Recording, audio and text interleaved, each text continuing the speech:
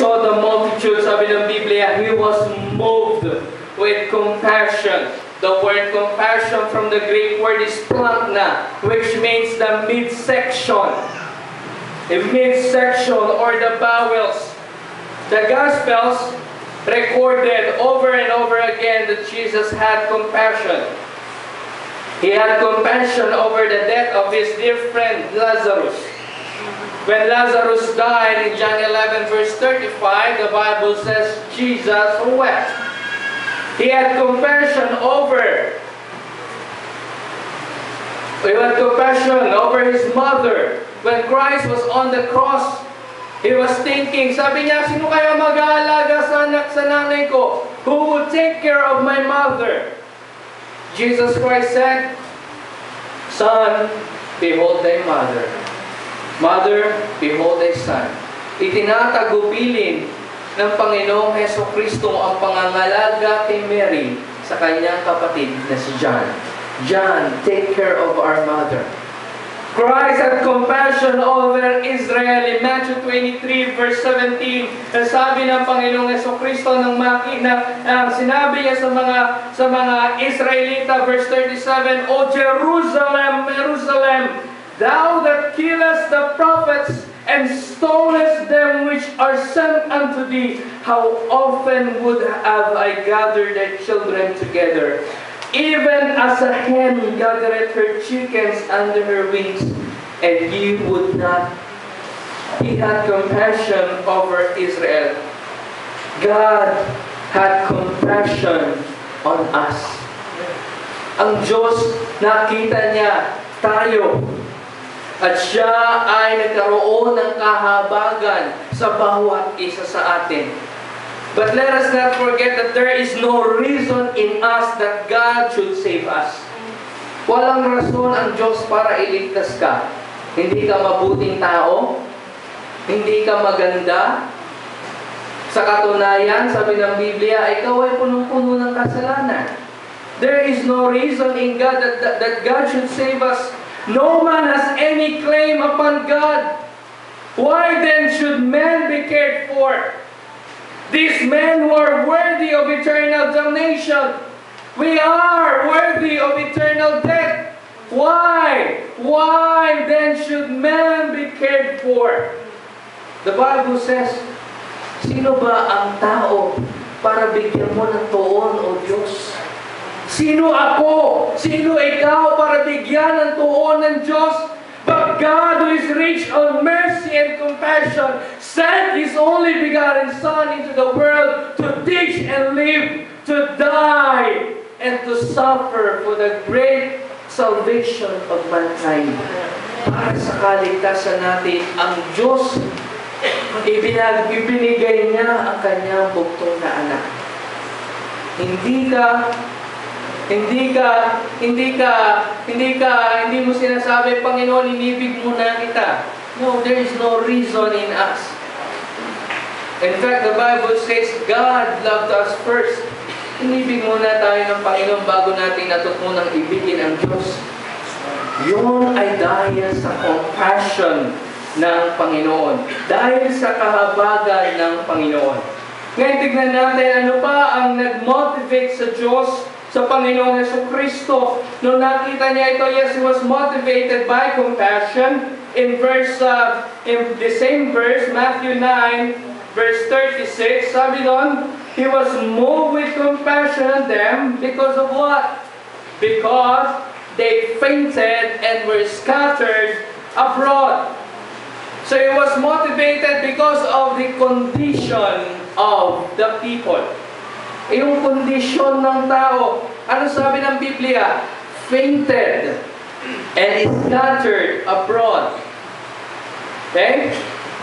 The Greek word explain the word fainted and scattered. Binigyan nila ito ng meaning na ibig sabihin, ang fainted ay ihinalintulad sa isang tao na binugbog, beaten up. The scattered, hinalintulad sa isang taong iniwan, thrown down, totally helpless. So tingnan natin, nung nakita ng Panginoon yung mga tao ito, when the Word of God says, fainted and scattered, nakita ng Panginoon itong mga tao ito, yung kanilang itsura, parang binugbog. Okay? The word askilmano, which means beaten up, torn alive, skin alive. Parang binalatan ng buhay. Not in a literal form, but ganoon yung kondisyon nila. Hinang-hina, pagod na pagod. And they were left totally helpless. Wala silang magawa sa sarili nila. Okay? Hindi nila kaya, mismong sarili nila, hindi nila kaya matulungan.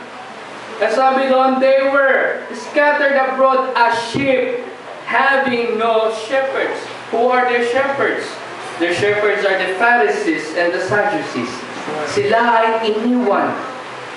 So their spiritual leaders beat them up, throw them down, leaving them totally helpless.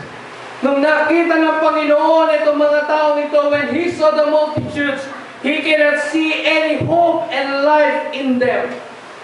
And you look around you, around your neighborhood, around your classroom, around your workplace, there are so many people fainted and scattered abroad, as sheep having no shepherd. This is the condition of the lost people. Napakaraming tao sa mundong ito. Sa bawat bahay natin, sa paligid na kinaroroonan natin, napakaraming tao. They were fainted and scattered abroad. Hindi nyo ba nakikita ang mga tao yun? Can't you not see the loneliness in their eyes? They don't have any hope and they don't have life in them. Let us see the condition of the people. Christ was motivated because of the condition of the people. But nice ko rin sabihin sa atin, the greatest motivation na dapat meron sa atin is the glory of God. That everything we do should be for the glory of God. We witness to people, we share the gospel of the people for the glory of God. That is the greatest motivation of every believer.